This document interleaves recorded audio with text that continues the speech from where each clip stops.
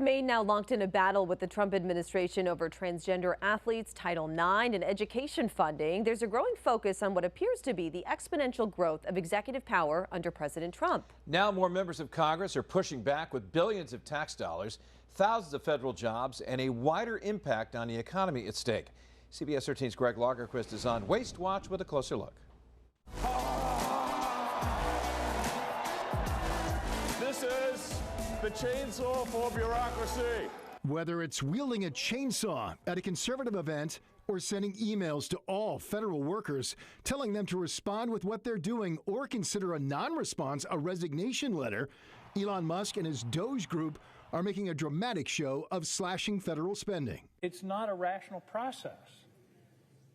It's ready, fire, aim. Literally, ready, fire, aim is what we're talking about, and people aren't doing this in a thoughtful and systematic way. But more and more members of Congress are pushing back, saying the cuts are not rational or targeted and possibly not legal. And in some cases, like at the FAA, people were laid off one day only to be told to come back almost literally the next. So even before this week's misguided and frankly stupid, I have to say, I think it's a stupid decision to lay off hundreds of FAA workers and air traffic controllers who have been overworked and understaffed. And it's not just Democrats raising questions. For example, noted fiscal hawk Kentucky Republican Rand Paul says Doge should find cuts, but not make them without Congress. So all the administration would have to do is bundle together several $100 billion of savings, which it appears they're finding, bundle it together in one bill, send it back to us, and by simple majority,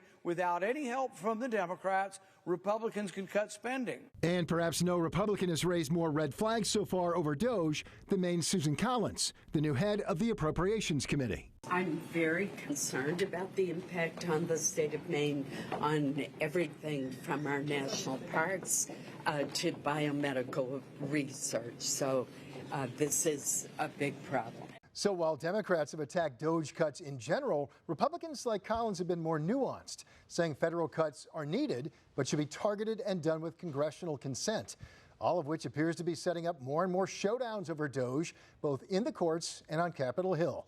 For Good Day Maine, I'm Greg Lagerquist. I'll see you tonight on CBS 13 News, starting live at 5.